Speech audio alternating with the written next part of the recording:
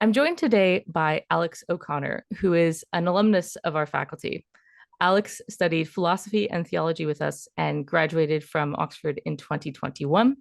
He's best known for his YouTube channel, Cosmic Skeptic, which currently has 1.62 million subscribers. Alex has described himself as a professional atheist, and he has explored atheism through his YouTube channel over the years. His channel now includes interviews and debates with figures such as Richard Dawkins, Neil deGrasse Tyson, Slavoj Žižek, Ben Shapiro, and Jordan Peterson. Alex also hosts a podcast called Within Reason, where he's interviewed scholars from a range of disciplines, exploring topics such as biblical hermeneutics, ethics, and modern atheism. Alex, thank you very much for joining me here today. No problem. It's great to be here. So I just wanted to ask, there's not that much known about your early life. Could you tell us a bit about where you grew up, your early years in education, and what made you first decide to upload videos about atheism to YouTube? Of course. I grew up in Oxford, in a place called Blackbird Leys, which those local to Oxford might know. It's sort of south, a bit further down than Cowley, and then sort of around the Cowley area is where I originally sort of was growing up, and so I was in close proximity to the city centre, but Oxford itself felt like a bit of a different world, even though it was so close. It sort of felt like it was this Emerald City sort of on the horizon. And I was sort of hit and miss at school. I've spoken before about how I wasn't a great student. I sort of had on and off periods of working hard and trying to get good grades, but particularly in secondary school, just not doing a particularly good job. To the extent that when I first did my AS levels, I got 3 U's. I think they've changed the marking system now, but this is, ungraded, like below an F. One of the exams I overslept, even though it was at 1 p.m. And so I was not doing very well, and I had to retake those AS levels and sort of clamber my way up to get the predicted grades necessary to, I think, quite ambitiously apply to the University of Oxford, which was an unusual move. And I kind of did it. Everybody says they don't expect to get in, but I really didn't, especially given that my AS level grades at the time were ABC. And so to get predicted A star AA, which I needed, was already a bit of a sort of, like I say, an ambitious project. But it worked out. So yeah, I sort of did A levels twice, all around Oxford. I went to a secondary school called St. Gregory the Great. I think it's since rebranded to Greyfriars, probably due in part to its consistent hounding by Ofsted for needing improvement. And then the City of Oxford College to do A levels the second time round, which is by the ice rink. And that's what brought me to 2018 when I matriculated. Amazing. And you started uploading videos to YouTube before you matriculated to Oxford, correct? Yes, yeah. I've been doing it for the better part of 10 years or so now. So, what first made you decide to upload videos about atheism to YouTube? And actually, if I could step a bit back before then, what was your religious life like before becoming a out and proud atheist online? Well, I was and am a Roman Catholic because there's no way that you can actually leave the church, as far as I know. I'm told it's a bit of a grey area whether excommunication counts as not being a Catholic anymore or just being a really bad Catholic. I like to think they've got the message by now, but one can never be too sure. So I was baptized and confirmed, and an altar boy as well, actually. I used to swing the incense, but I was only as religious as a boy of however old I was, 10, 11, could realistically have been. I couldn't have even pronounced filioque, let alone told you how important it was to the doctrine of the church. Something I wouldn't have known about at all until I started studying theology at university, in fact. I had no idea about anything. If you'd have asked me the difference between a Catholic and a Protestant, I wouldn't have been able to tell you. And so, although I was sort of nominally Catholic, it was hardly a theological Catholicism. I suppose more of a cultural thing that my parents thought it'd be better to have me on board with than not. They probably took a sort of Pascalian wager and thought, well, why not? Let's get him baptized just in case. So nothing too steadfast. And then I was swept up in new atheism, the Richard Dawkins phenomenon, the Christopher Hitchens and the Sam Harrises. And I thought it was cool, and I thought it was fun, and I enjoyed the debates, and I got very swept up in that. And I started making videos to the same effect. I've since distanced myself from the new atheist movement by quite a long chalk. In fact, as far as philosophical thought goes, I would probably steer people away from a text like The God Delusion, but you must give it credit for thrusting the question of God's existence and cultural religion onto the agenda in spectacular fashion. It was just the talked about thing, in the same way that today we have the culture wars and everybody wants to have their say. Not that long ago, it was religion, it was God, and evolution in schools was the subject of the hour in American television studios. So it was just that, and I just threw my hat into the ring, as it were, and before long, the channel picked up some steam. What was it that swept you up about New Age atheism? New atheism, and what was it about YouTube in general that appealed to you? I think there's something fun and exciting about YouTube in general. It's like a hobby, right? It's like, I used to play the guitar and skateboard, and YouTube was another thing. I used to be into filmmaking. I was quite interested in the way that visual media was put together, cameras and audio and boom microphones and assistant directors and stuff. It's an exciting thing. And YouTube seems like a sort of fun simulacrum of the movie experience, because you just sort of get to do it yourself. And there was something kind of thrilling when I realized that I could say something to a camera and put it out into the world for anybody on any computer to go and see. We're quite used to that now. And by the time I was doing this, like, it was very normalized. But social media was still, in its relative infancy. And so, you could post things to your friends and stuff, but the idea of just having something that someone on a computer could go and find was exciting. And I tried all kinds of different topics and kinds of videos. I've mentioned two of them already. I did guitar tutorials, I did skateboarding videos, and then, having been interested in new atheism, it must have been taking a copy of The God Delusion. I think it might have been my brother's, and flicking through it and thinking, this sounds fun. Yeah, no, you're right, Professor Dawkins. All of this religious stuff is kind of nonsense, and they are so prideful. And I suppose it helped that on the first print you have these glowing recommendations on the back from Darren Brown, calling it his favorite book ever, Philip Pullman and the like, just all sort of lauding how wonderful it is that it's easy to get swept up when you are 13. Mm. And would you say when you first started making those videos that you had an idea of what it meant to be an influencer? Did you imagine yourself as a YouTuber or have a particular trajectory with the content that you made, or was it just things that came to mind in the moment? There was definitely, the influencer phenomenon hadn't really started at that point. There were YouTubers, but these were they were sort of making prank videos and gaming and all of that kind of stuff. And there were some big names in the field, the sort of classic YouTube famous people, your KSIs and your PewDiePies and people like this, right? But the specific era of online debates and video essays was really starting to get going when I was picking up on this. So the idea of political or social commentary that often consisted in responding, like you'd play a video or you'd look at something someone else had said or a speech, and you would literally just interject. You'd edit in your little responses throughout. And that was a popular style of video. And they were entertaining because you could be sarcastic and you could choose what to respond to. And the internet is an endless Niagara of useless information. And so you could just pick whatever suited your purposes best, which would be to create an entertaining rebuttal. And so that kind of stuff was all over the internet. But the term influencer, I think, is a funny one. It seems to mostly apply to people who have an online presence, but don't have any sort of definable project.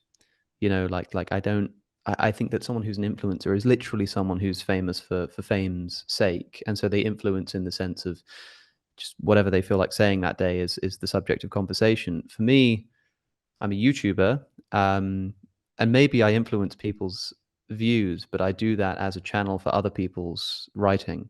I stand on the shoulders of giants, as Newton said, except Newton actually, climbed up a little bit further and did something with it. I just sort of listen to what they're saying and shout it out. So I'm more of a translator of information. I think I explain concepts more than I come up with them or influence thought in any direct manner. Brilliant. Thank you. And when you were making videos and you were doing your A levels and then redoing your A levels, did you already know that you wanted to study theology at university, or is that something that you thought about? Did you have any doubts about studying theology, or what particular subject you would do? Well, I had at one point in my life, I thought about going into STEM, physics, or something like that. Later on, philosophy seemed like a more worthwhile pursuit for me. And I wanted to study philosophy and possibly something like philosophy and politics. I wouldn't do PPE because I don't have the maths for economics, and it was so competitive and had such a bad reputation. But I think my second choice for university was Edinburgh for philosophy and politics. Oxford doesn't let you do philosophy on its own. And so when I went to apply for philosophy, I thought I needed to pair it with something. I've always found this a little bit strange, but I'm quite grateful for it because theology seemed like a natural fit. I'd been making videos about atheism on the internet. Theology kind of feels like a kind of philosophy in some contexts. I thought, yeah, this will be good. And it will give me the right kind of knowledge that I'll need to keep making videos. But having since graduated, and I had a strong focus on philosophy during my degree. Having since graduated, theology as a subject has blown open for me and become exceedingly interesting.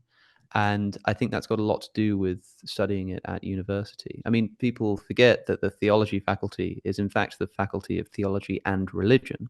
It's not just a confessional pursuit for people who want to be priests. It's also anybody who's interested in religion as a psychological, anthropological, historical phenomenon. And I think it's difficult to cast your eye over the history of any religious tradition and not be at least a little bit interested in it. So for me, studying theology had a lot to do with the necessities of the course, but I'm actually glad it worked out that way. Brilliant. And could I ask what did you expect from studying theology? What did you think it would be like going in? Did you see yourself as a student, as a theology student, or maybe a philosophy student? Um, and how did your experience match your expectations? Well, I think I was impressed by the level of sort of independent influence I had. Yeah, I don't know how it is now, but it was the case that there were particular mandatory papers, one of which was the figure of Jesus through the centuries. And so you sort of have to study the figure of Jesus. And I remember my then tutor setting out the topics we were going to do, the reading list, and one of them had a name I couldn't even pronounce, and it looked like it was going to bore me to tears. So I looked on the syllabus and I saw that one of the potential avenues was to study the novels of Dostoevsky, and I just asked him. I said, "Look, this seems way more interesting. Can we do this instead?" And he was like, "Yeah, sure. That's fine." And so it was surprising that there was so many ways in to a subject like that, and I had a great time for that reason because I was able to sort of tailor it to fit my desire. So I had a good time. I was also surprised by how interesting I found a lot of the religious content. I mean, I was primarily a philosopher, but my main interest was in philosophy of religion. So even in the philosophy papers, it was philosophy of religion, and they lent themselves to each other quite well. The surprising thing is that since graduating, I've suddenly become really interested in the Bible in particular, in like New Testament studies, and that has completely surprised me. If you told me 5, 10 years ago that that would be one of my most sort of studied topics, just recreationally, even it would make no sense to me at the time. It's one of my regrets from studying theology is that I didn't focus on something like New Testament or biblical languages or something like that because that would have been very useful now. Um, and I have no doubt that that interest would not have been unlocked had it not been for studying at Oxford, even if just because of the people that I met there, who lots of them theologians brought a certain flavor to our discussions that I realized I couldn't get from anywhere else. Really? And do you think that you had a unique experience as an atheist student studying philosophy and theology?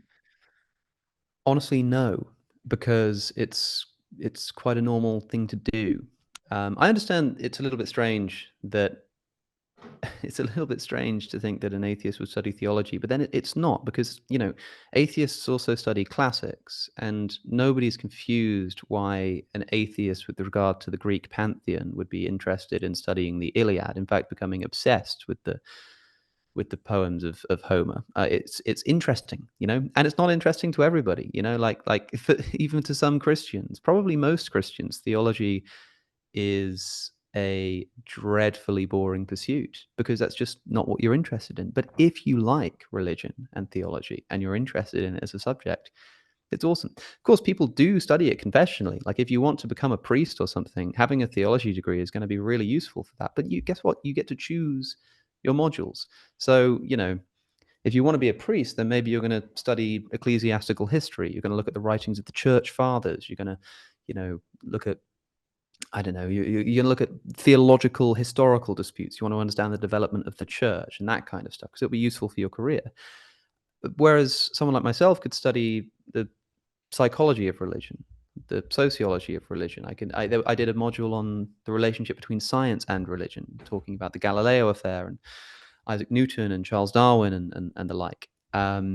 And it's in those moments that I realized that I really was in a faculty of religion, not just theology. So I actually don't think it was unique at all. And the raised eyebrows that I'm often met with when I say that I studied theology would very quickly come back down again once I describe the actual content that I was studying. And did you have a plan in terms of career trajectory or what you would do with your degree? Lots of people will ask and will often wonder out loud, what do you do with a degree in theology? Was that on your mind, or was it did it seem to make sense, a logical sense with your YouTube channel, or did you have another plan with what you would do with your degree?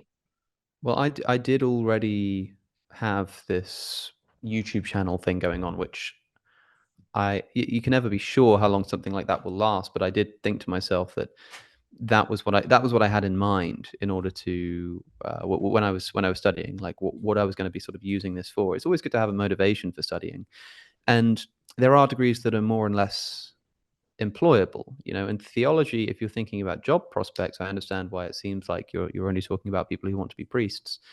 But this is also true of many subjects, right? Like it's probably true of the historian. It's probably true of the classicist that like it's not obvious what your career path's going to be there. But if you just want to study something to help with a set career that you have in mind, then go and do that. If you want to become a banker and you want to study maths for that reason, that's cool. But I would study maths primarily because I found it interesting. And that's a luxury for me to say because I had a YouTube channel. But like I say, I didn't know where that was going to go. I didn't know if that was going to end tomorrow. But I thought that if I studied something I found uninteresting for the purposes of trying to secure a better paying job or something, then I'd probably bore myself to tears and end up dropping out. So there are different motivations for studying, right? Some people study because they know that they want to be a doctor and they know that a medical degree is going to suck, but it's going to be worth it because they have a passion for medicine and they want to help people. And so they put themselves through it. For me, the entire thing was just a joy. I was having a great time all the way through because I was doing it for the love of the subject. Brilliant. And can I ask, what is your plan now? Do you have a vision of what you want to achieve or what you want to do with the YouTube channel going forward? Do you have other career ambitions in mind that you are pursuing? Where is theology and where is your career taking you now? It's a little unclear because I'm enjoying what I'm doing so much that I'm happy to keep doing it. I'm mostly a podcaster at the moment, uh, interviewing guests, interviewing experts, interviewing scholars, and for that reason, feeling like I'm back at Oxford because I sort of have a set reading to do, and then at the end of the week, I speak to the tutor, as it were. It's just that it's on camera and intended for popular consumption. It's great fun, so I enjoy that a lot. But I think that a natural next progression would be writing a book, which would likely benefit from the the experiences that I had during my degree. That's undoubtable. It's just not entirely clear what that's going to look like yet. But honestly, I'm just having a nice time doing this. And one of the things think that I've done is that I've taken what is usually a relatively niche subject area, which is the study of religion, and brought it to a wide audience and been surprised with how receptive people have been to it. I mean, it's like you sort of can't you can't debunk the numbers. People are listening to the show. They're watching podcasts about the Gospel of Judas and about the history of the deity Yahweh. And I don't know why, but at the very least, it proves that it must be interesting to a great deal of people. And I'm sure that anybody who enjoyed a podcast like that would also greatly enjoy a degree in theology. Really, and on the topic of the popularity of your channel and on the discussions of theology and religion in general, there's been a lot of news and talk in the media in recent weeks about a sort of quiet revival amongst Gen Z, who are increasingly becoming more interested in religion and more affiliated with Christianity in particular. What do you think of this so-called revival? Do you think it's real? And what do you think it, and if so, what do you think drives it?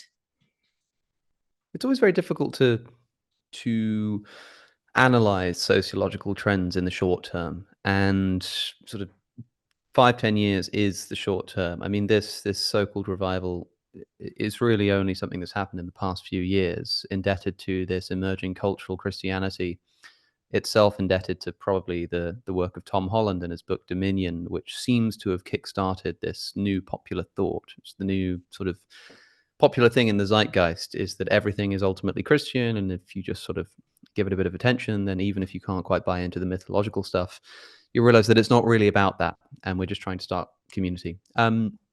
New atheism was a huge phenomenon, and it lasted for roughly 10 or 20 years. And I think that cultures just ebb and flow. They react against each other. And the cool, interesting thing to be is the opposite of whatever the norm is. That's why it was cool to be an atheist, because you were sort of the edgy one, the one who could say, "I'm not sure about that actually." That became so popular that now the cool position is to be religious, saying, "Actually, I'm not so sure about the atheist stuff." I think there's a lot of back and forth in that regard. If there is a genuine revival in religious belief, cool, but I don't think we'll know about it with certainty until enough time has passed to make sure that it's not just a cultural trend. A lot of these people who are interested in religion are describing themselves as cultural Christians, which it's unclear what that even precisely means. Um, I'm interested in it as a phenomenon. It would be interesting if more and more people are calling themselves Christians, but I'm interested in the specifics too, like how many new people, young people, believe that Jesus was born of a virgin, for example. That's a slightly different question. But I think the main thing that's happening is people are beginning to say those kinds of questions aren't actually important. Like, who cares? Religion is a cultural phenomenon, and it's one that I want to be a part of, in part due to the so-called meaning crisis that is often described as though it's like a product of the last maybe 100 years or so as the result of atheism, and like it's got nothing to do with the development of super technologies like the internet and phones and social media addiction and pornography and all of these kinds of things. No, it's religion and atheism that has caused this so-called meaning crisis, that is also something which has so obviously existed through the history of mankind. We've always been struggling with meaning. I think that's what religion is. I think it's a response to the crisis of meaning that is perennial in the human condition. But because of this perception that the struggles with meaning that we all have might be due to the collapse of religion and the rise of atheism and stuff like that, people think, well, let's give this Christianity thing a go, and hopefully we can save our culture from the creeping nihilism that's making us all depressed. I'm not sure if I would be so optimistic, but it would be great if it did work. And I guess we'll just have to wait and see. That's fascinating. And just to tie things together, if you were able to speak to any young students or prospective students who are applying to university and are thinking of applying to Oxford and studying theology and religion, or perhaps at other universities, what advice would you give them, particularly those who might not see themselves as a traditional Oxford student, or unsure about whether theology and religion is for them? Just apply. If you're not sure about the subject, that's perfectly normal. Most people get halfway through their degrees and still are not sure that they're studying the right thing.